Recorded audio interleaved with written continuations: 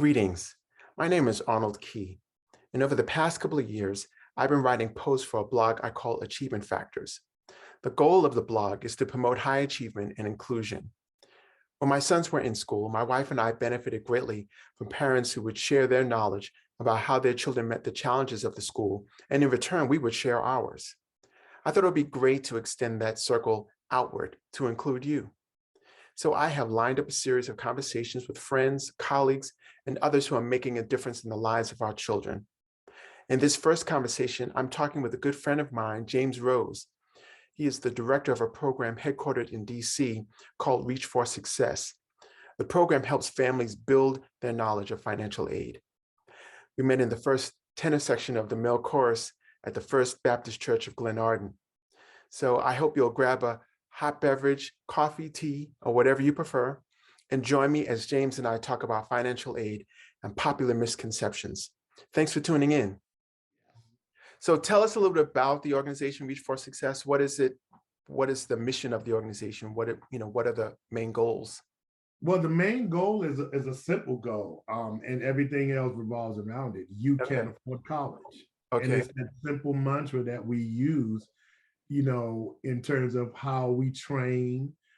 Because one of the things that makes Reach for Success different is the fact that we train. Uh-huh. And it's different because we train a person so they don't have to come back to us anymore.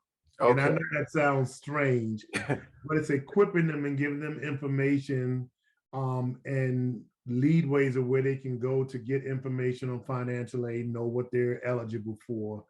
And they can use that information because we know knowledge is power. Mm-hmm. And you go into a financial aid office, being in that side, they're really not designed or have the time to teach you what they think that you're already learning when you're in high school. Okay.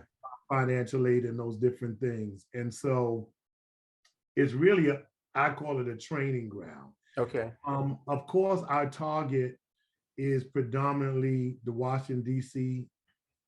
Lower income, students and their parents. Okay. But when I became the director, I decided that we would take that into a more local extension, Mm-hmm. including Maryland and Virginia.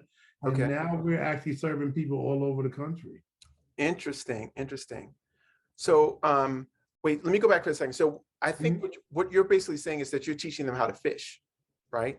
So you're not producing options, you're teaching them how to find options. Does that sound accurate? Okay, interesting. Well, you have multiple programs, right? Or at least two primary programs. Could you talk about what those programs are? Well, the nucleus of Reach for Success is the financial aid roadmap. Okay. And that's where we do the training. For example, we have a program where we call financial aid coaches, where I take, and we do it twice a year. Since COVID, we have not had any sessions, but we take a 7-week course where I train people in the field of financial aid. Okay. So technically, if someone came through that particular training, they would actually be able to apply for a job in financial aid. Oh, wow. And enough to get into the door. And the only thing they would have to do is learn whatever the system that particular school uses. Right. But it was based and birthed out of the fact of being able to have people in the financial aid office where they're receiving additional training. Those who volunteer at their churches, different organizations where they're helping students navigate the college roadmap. And they would be able to facilitate workshops in representation of Reach for Success. And that's their way of giving back for going to the training. And the training is totally free. The other aspect is the You Can Afford College, which is nationwide, where I teach individuals about financial aid, what it means, Mm-hmm. The fact that the FAFSA form is more than just federal aid. Mm-hmm. Things Okay. that happen as a result of those things. So those are two of the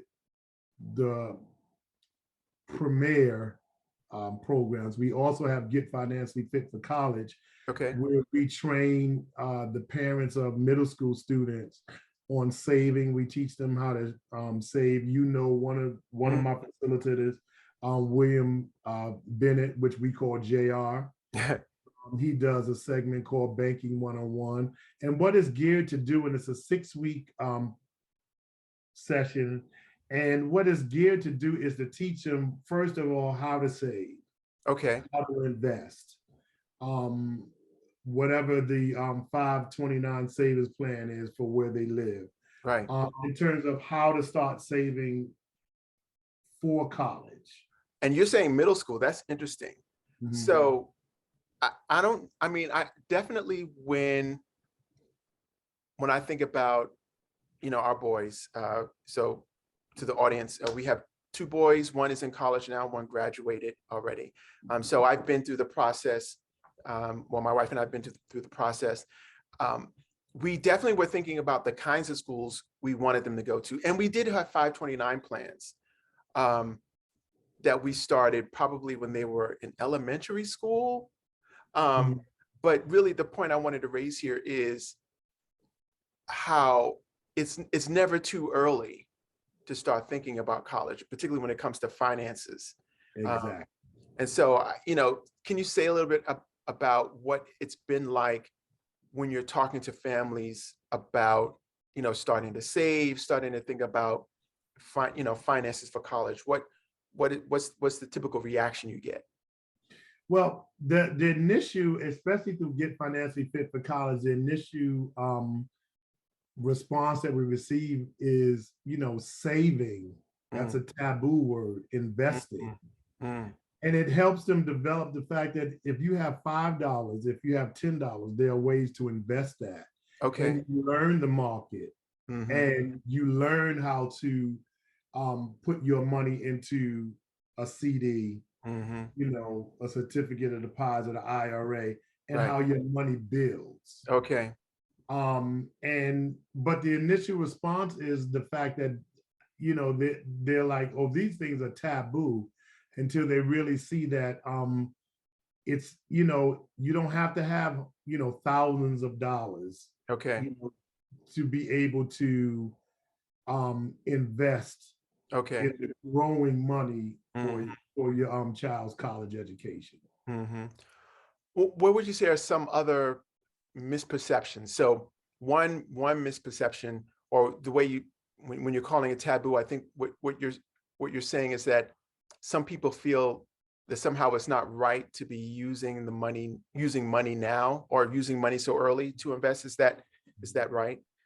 Yeah, I think what we find that they're missing is the fact that there's a concept, and I learned this years ago watching Oprah, and it Mhm. was the concept of when you start saving, Mhm. pick an account where you never take that money out, regardless. So that means you want to pick an amount that you never miss. Mhm. So if it's $25 out of every paycheck that you will never miss, Mhm. to watch and see how that grows, and how to flip it over, and how to make your money grow, Mhm. um, and just getting them to understand that you know there is a process, but it doesn't take a whole lot. It Right. takes knowledge. Mhm. And once you learn the principles of what you need to do, it can even be fun. For Right. example, I tell them in my class, you know, the hundreds of dollars that we spend on Christmas Mm. and that we spend on birthdays, Mm. what's wrong with starting a savings account for them, or Mm. investing that money into something? And of course, they're kids, and they can get a couple of gifts, Right. knowing that out of the $500 you spent, Mm. you invested or saved $300 of that. Wow. And that was always a concept in my family. Because Okay. I'll tell you a quick story. I had an uncle, never gave us presents. Okay. And so we were so conditioned, we didn't look for a present from him. Okay. But because I'm the oldest, I was the first one to experience that. As soon as I turned 17, Mm-hmm. he presented me with a bank book Wow. that had 20, I think it was 2,000 something dollars, which Okay. in 1980 was a lot of money. Right. So what he did was he invested in us by saving. Wow. That's really cool. I mean, I like that idea. There's actually I've heard that one of the ways that social policy is evolving is in thinking about things like a universal basic income. That's one idea that's out there. And I just heard that in Georgia, they just picked 650, I think, African-American women to receive a basic income. And it was also tried out in California. But another idea that's out there is baby bonds. So this, so the idea is just, you were talking about your uncle investing in you, but it's the same concept, just a little earlier, where bonds would be drafted for children whose parents are experiencing low income, and then that money could become, the kind of investment or the kind of asset that could go towards education as well. Absolutely. Right. Absolutely. Mm-hmm. I really like that idea. And the thing too is, when we think about low income, moderate income, you were saying earlier about, $25 that you won't miss. Mm-hmm. I can imagine a parent who feels that everything is tight, might be saying, well, I won't, there isn't a dollar that I get that I won't miss if I don't spend it on X, if I don't spend it on food, right? Or shelter, rent. But by putting it in the context of Christmas gifts, right? And thinking about what the extended family might also be able to do, that really expands the opportunity and expands creativity, for families, and thinking about how to marshal resources for something really important. One other personal anecdote is when our kids were younger, for some of their first birthday parties, what we asked our friends and our family to do instead of buying gifts was to buy books. So all of their gifts were books. And, for some people, I can imagine saying, oh, well, that's boring. Why, you didn't let them play games. I mean, they eventually did play games, but we picked certain birthdays for them to just get books. And so it's that same idea where thinking about not only the resources of the core family, but thinking about the resources of the extended family as ways to sort of gather the kinds of resources in a good way, you know what I mean? In a positive way, to go Because to. we do that with other things. If you really think about it, when we get married, we Right. create a register and Yeah. we tell them what we desire. Right. So we let them know if we just want you to give us cash. Right. Right. Or if you want to give us furniture, why? Because if the more furniture we get, the less we have to use of our cash Right. or what we have saved or put aside for furniture. So it really Right. helps us out. It's Right. the same principle. And I say that because growing up, and I know it might be a little different now, but we were conditioned. Mm-hmm. There were kids that were getting, kids who had, 15 people in the family, and they had, 5 or 6 older brothers and sisters that were working, and so they was able to get more. Right. But we were conditioned to understand, it's a blessing to get something. Right.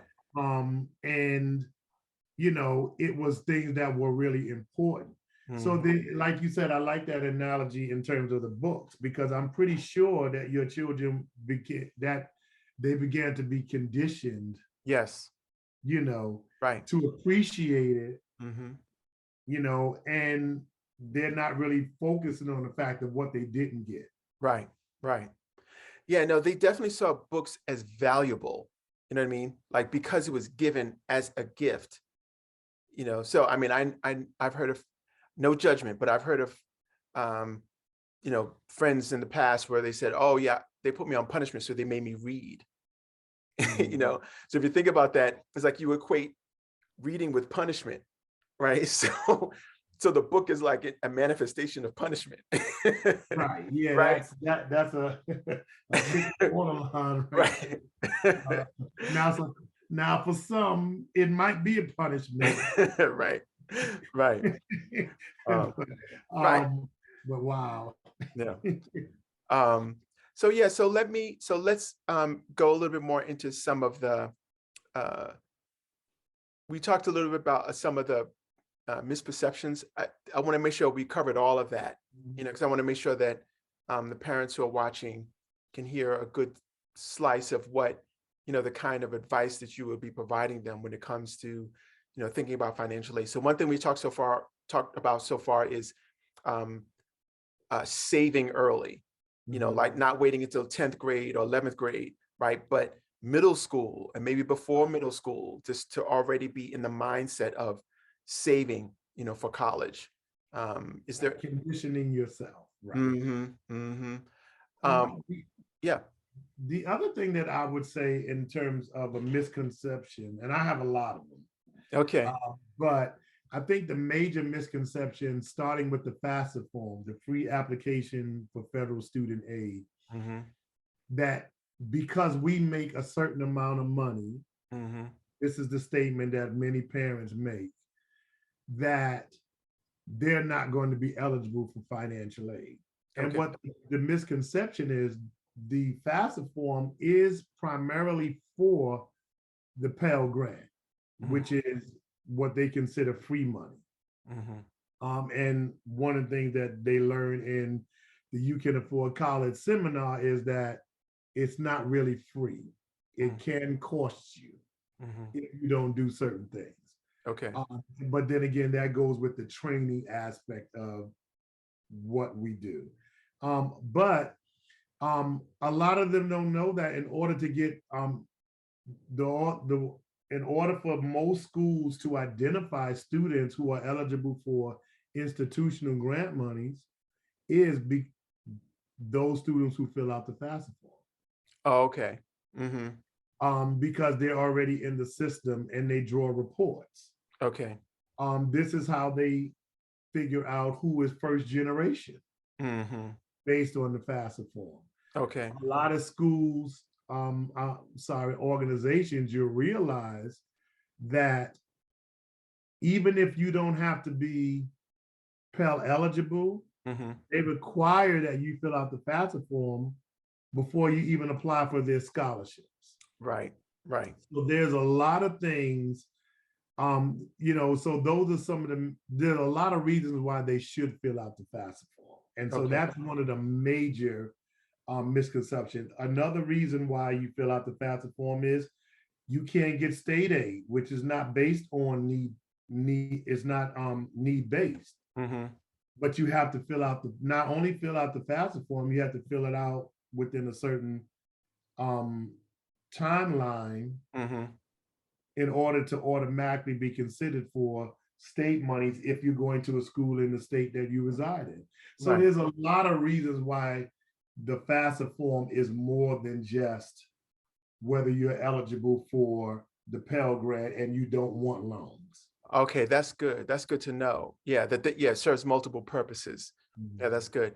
When you think about, the workshops that you've held, um, what would you say is, one or two of the questions that you've been asked? We go, oh wow, yeah, I didn't think about it like that, or oh yeah, I'm glad that you asked me that, and then you provide a clarification. Actually, most of the time it's the FAFSA form. Okay, Not understanding that there's a system, for example, how you fill out the schools.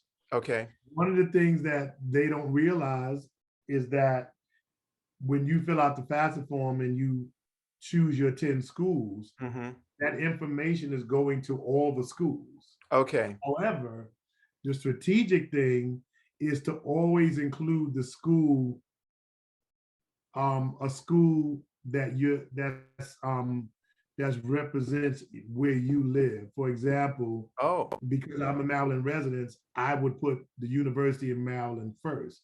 Because what happens is when the state looks at your FAFSA form Mm-hmm. and they see that you don't have a Maryland school as one of your first choices, Mm-hmm. they're considering the fact that you probably not going to a school in Maryland, and they will offer that money to someone else. Interesting. Now, if you change it, you do have the difference between federal aid and the state aid.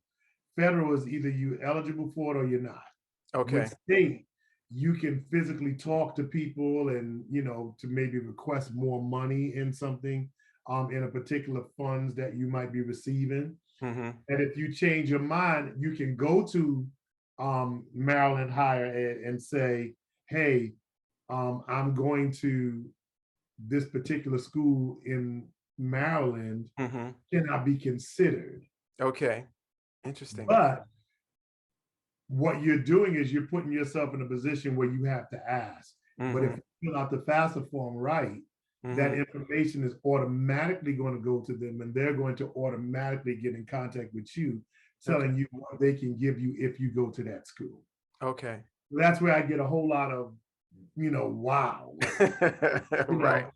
Because they're like, well, I thought that I would only be able to get money from my school if I put them for the school that I really want to go to, if I put them first. Right. Like, no, that information is going to all of the schools. Okay.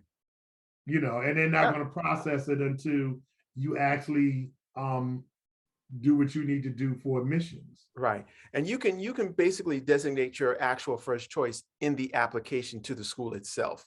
Right. Right. It's not like you need the financial aid form to be a backup document to your application to the school to demonstrate interest, as people would say, when it comes to your college application. Yeah. I mean, because there's other things that, especially in ways you can get money because you fill out the CSS profile, right? Which it actually gives you the opportunity to say, well, if I didn't get federal aid because they're not considering the fact that I got 2 cars and the reason why we have 2 cars and all those things, but the CSS profile, you can talk about your debt to income ratio, and that's another way that you can get money from the schools. Can you say a little bit about from a college's perspective, what need means?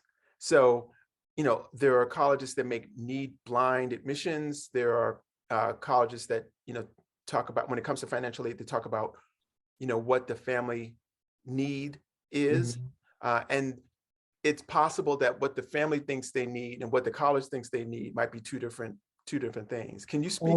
It's always but that's an excellent question, because it's really a twofold answer to that.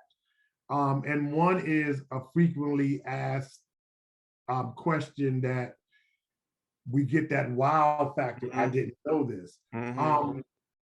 And the first thing is, I almost lost my train of thought. Okay. We were going where we. I was so excited. But what was your question before that? Because that's fine. That's fine. So it was how colleges define need compared to right. So the need is calculated by you. Each school has a cost of attendance, and what cost of attendance means is, if a school has a cost of attendance of $50,000, that's all the money that a student can bring into that school. That's all. You can't bring more than 50,000. And then when you fill out the FAFSA form, you have an expected family contribution. And that's where a lot of parents was like, well, they say that I should have $5,000 because my expected family contribution was $5,000. I don't have $5,000 to invest, but that's based on the calculation. So what they do is they say, well, your cost of attendance is $50,000. Your expected family contribution is 5,000, so you have a need of $45,000. Mm-hmm. It's simple. It can be a little bit technical when you talk about, there are ways to which we talk about in my workshops, how you can raise the cost of attendance for students who might have $60,000 in scholarship money or money coming from everywhere. So Yeah. they don't have to miss out on that $10,000. They Mm-hmm. can receive that additional $10,000. But I'm glad you asked that question, because need-based does not mean the same, does not have the same definition in all areas of financial aid. Okay. So when you're talking about federal aid, need-based means that you were eligible for the Pell Grant Mm-hmm. because of your income, how many people are living off that income, and how many individuals are actually in school. Mm-hmm. That's the need. You're going to apply for scholarships, and it's going to say need-based. And this is one of the wild factors, is that you have to ask the organization, what do you mean by need? Because the fact that you have to take out loans Mm-hmm. means that you have a need. Okay. And a lot of students and parents will not apply for scholarships that says based on financial need, Mm-hmm. because they are not eligible for the federal aid. Mm-hmm. And there could very well be scholarships that they could have applied for. So Okay. there's a difference in definition in terms of financial need, Mm-hmm. in terms of scholarships, and then in terms of federal aid. Mm-hmm. See, I think when it comes to families that are below a certain income level, um, I won't try to name what those levels are, but I think for families again that have a lower income, I think the story is a little clearer as to whether a college will believe that they have a need that the college will try to meet. Whereas when you're in like this Mhm. mid-range, in between being able to just write a check and say, okay, $60,000, okay, write a check. So in between that group and the people who aren't quite there, like who are doing pretty well, but can't just reach in their pocket and write the check, for them, I think it's a little murkier as to, where they stand and their expectations versus a college's expectation of, what you said, the expected family contribution. Mhm. I think for the families where they have something, but what they expect to contribute is perhaps lower than what the college wants. And I think that's someplace where we probably won't be able to get to it today, but I feel like that's a place for parents to continue to investigate, when it comes to the schools that they're interested in. Um, do you have a perspective on Well, you know what, Arnold, let me yeah, speak to that real quick. okay, It really is really simple in what they need to do. okay, Because one of the things that I encourage parents and students to do, I call the teams. okay, I'm in my workshop, I call them teams, because I encourage that they should be working together. okay, And it's the fact that you have to treat college like it's a business. mm, And for example, if you were to go into the department store and you're looking for a cashmere sweater, mm-hmm, and you see a cashmere sweater, mm-hmm, and it's the only one that they have, it's your color and it's your size, mm-hmm, but you see that there's a nick in it. mm-hmm, Most of us will go to them and say, hey, this is $100 cashmere sweater. It has a nick. Can we take something off of the price mm-hmm, if I buy it as is? okay, But you will never be able to, that would never be a consideration if you didn't go ask. And okay, so I tell students of that same concept, that's the purpose of an award letter, not for schools to tell you what they're going to give you. One is for you to understand and to realize if there are things that's not offered to you on the award letter that should be, but also to go to the school and sit down and say, this is what I'm being offered. This is what my tuition is. We have $8,000. What is there anything that you can do to minimize this amount that I owe? Okay. This $8,000. And why is that important? Because do you think a school that costs $40,000 and they have a student sitting in front of them that has scholarship and aid worth $30,000, that they're going to just easily let that student leave with $30,000 that can come to that school when they can find $5,000 for that student, where they can probably work something out with the other 5,000? No, they're not going to do that. So the concept is to not just sit at home and wait for someone to give you information. You have to take your information to them. Okay. And your concerns. You know, the Bible says you have not because you ask not. You don't know what is possible unless you bring it to someone's attention. Okay. And that's where I believe and where I've seen those gaps are made. Okay. So it's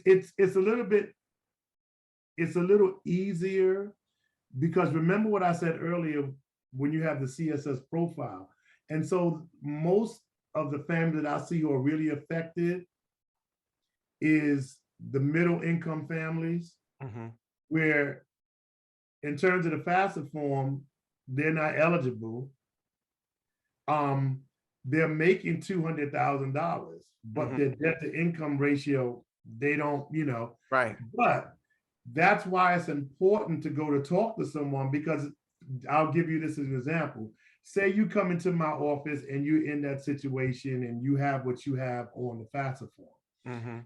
But out of that 40,000, for math purposes, because I'm not a math genius, so say, you're not eligible because you made $60,000 as just you and you only have one child.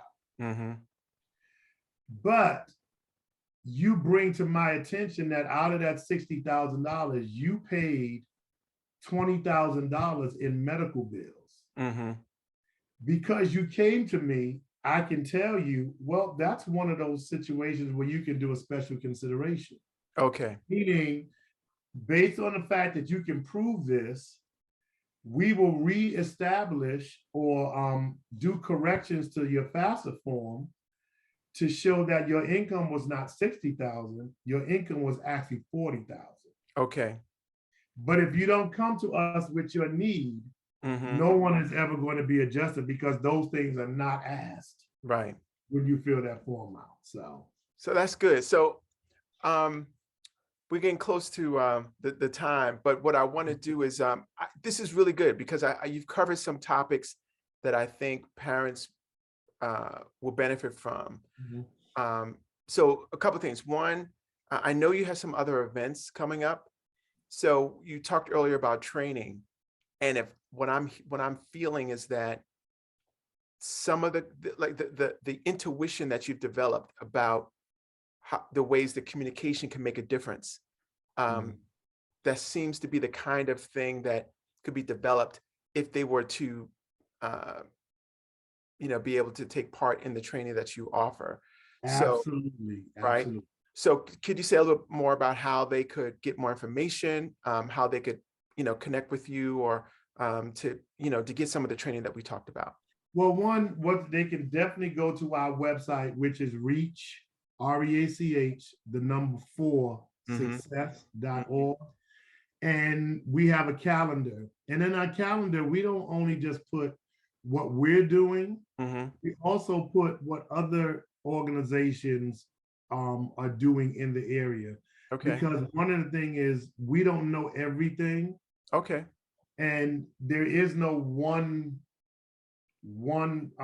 fit shop where you go to reach for success and you're going to know everything. You're going to know all of the scholarships that are out there.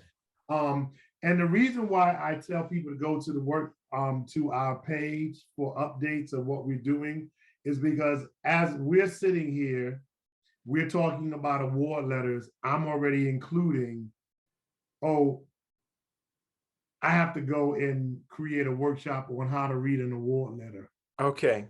successfully to Right. help you decide whether that's a school you can afford to go to. Okay. So they can definitely go to our website. If you were to go to our website, now we're doing some Saturday pop-up sessions. The next one is February 19th, and following that is March 19th, where individuals can register, and we're going to be answering questions on the FAFSA form, individual questions. So it's filling up fast. Okay. So it's something that really needs to go out to them as soon as possible. Sure. And just really just we also have a presence, Reach for Success, on Facebook Okay. and Twitter. Okay. So those are the primary ways that they can find out what we're doing. Just to say something real quick, in DC, OSSI is putting together an adult college completion fair that they hold every year. So that's coming up. Okay. I believe it's going to be in April, but I can definitely get to you and let you know what the actual dates are. Matter of fact, the first planning meeting is actually tomorrow morning. So I'll be able to give more information after that, but it's something to look forward to. They can go on OSSI's website in under education. Okay. You can go to their calendar and they'll list the dates there as well. Okay. So what I'll do is I will post, you sent it to, if all the information is going to be available on your website, then that's the place that they should go to. But I think as a backup, I will also put it on my achievementfactors.com website. Okay. But I'm glad that during this session that you've given them a target, for them to go to. And they can also go to our website because we are virtual, and they can set up appointments to talk to myself or one of my other financial aid specialists. And our volunteers, all of them actually work in a financial aid office. Okay, awesome. Okay, that's awesome. Thank you. All right, so I have one more question for you. So we've talked a lot about the here and now and practical perspectives about financial aid, and that's great. But what I wanted to also do is to take you back for a minute. So imagine, wow. Take you way back. No, take you back. Think about the possibility of you going back in time and talking to your parents, sort of almost anonymously. It's kind of a science fiction kind of thing. I'm a science fiction buff. So just, imagine that you could go back and talk to your parents at any particular age while they were raising you, parents, if you had one, if you had two, but whoever was there raising you, and knowing what you know now, whether it's about financial aid or about achievement in college, or, education related choices that you made. If you could go back and share some advice with them so that they can in turn tell you, your previous you, right? Oh, wow. I think I might have the perfect example. Okay. It is related to college, so I think this would be fitting. One of the things, I don't know whether it was that I was smart, I love school, but I had a fear of my mother that if I brought anything into that house lower than a B+, that was it. Okay. And so because she never had to worry about me scholastically, she really didn't take too much. She really didn't take part a lot when it came to choosing a college. Okay. And if I was to go back, I would tell parents, and I mentioned earlier about teens, know what your child is doing, know what schools they're applying for. And the reason why I said that, because my mother felt like, oh, he got it. Mm-hmm. I didn't have to tell her that as a young African American growing up in Brooklyn, although I did have some diversity, well, a lot of diversity in performing arts, Mm-hmm. I was still an African American male growing up in the projects. And so that was my nucleus and my surrounding. And I remember being accepted to a particular college. Mm-hmm. But unfortunately, because I didn't share with my mom, I decided that I was not going to that school, which was a free ride. Mm. Because when I saw the pamphlet, I didn't see anybody who looked like me. Oh, it's so interesting. And it's funny because it was a city and an area which, if we would have done research, Mm-hmm. we would have found out that the city that the university was in, even though it was prestigious music conservatory, it was in an African American community. Mm. Wow. That's deep. So I would say, I would tell my mom, no, no, I need, or I would learn for myself to take it to her. Yeah. And say, hey, this is a school, it's a free ride. Mm. I didn't rejoice in that. Right. Right. Because of what I did not see. Right. Right. But if I had taken it to her and we worked as a team, mm-hmm. she could have very well said, okay, well, in the research, this is an African American community. Right. If it was to reassure my comfortability, because I wanted to be around other African Americans and I was not going to a historically Black college. Right. No, I get it. So yeah, I think, wow, that I was able to dig deep and go back and get that. I guess that must have been something that was on my mind for a long time now. Yeah. And that's what I tell my students, because about why research is really, really important, because I thank the Lord for my journey, mm-hmm. but that could have possibly been, a changing and a pivotal point in my life had I done research. Right. And attended that school. Wow. Debt free. Yes. Right. Well, James Rose, my friend, I thank you so much for taking this time out. There were some topics that I had planned to talk about, but where we got to was good, and I think there's even more there to ferret out. But trying to keep it to a certain amount of time so that parents can dip in and listen, and then go on and do the things that they need to do for the day. So James, thanks again, and I'll see you next time our church finally gets back together. Right. Sometime post-COVID. You take care. Thank you. This was great. Yeah, thank you now. All right, bye-bye. So I hope you enjoyed that conversation. We definitely could have gotten into a little bit more and gone into more depth with some of the other topics, but I'm so grateful to James for the time that he spent and the insight that he shared and the tips that he shared. If you're interested in following up with him, he shared his website, reachforsuccess.org, and he also has events that are still scheduled. And so, I mean, when you watch this, it could be a different time, but if you go to his website, you'll be able to see what events are available to you in the time that you see this. And then also, we're just getting started. So we could come back around to the topic again. I've got other guests that are scheduled, and hopefully you'll subscribe so that you'll be made aware of when those are happening, and that you'll stay connected. And so until that time that you tune in for another conversation, thank you and take care.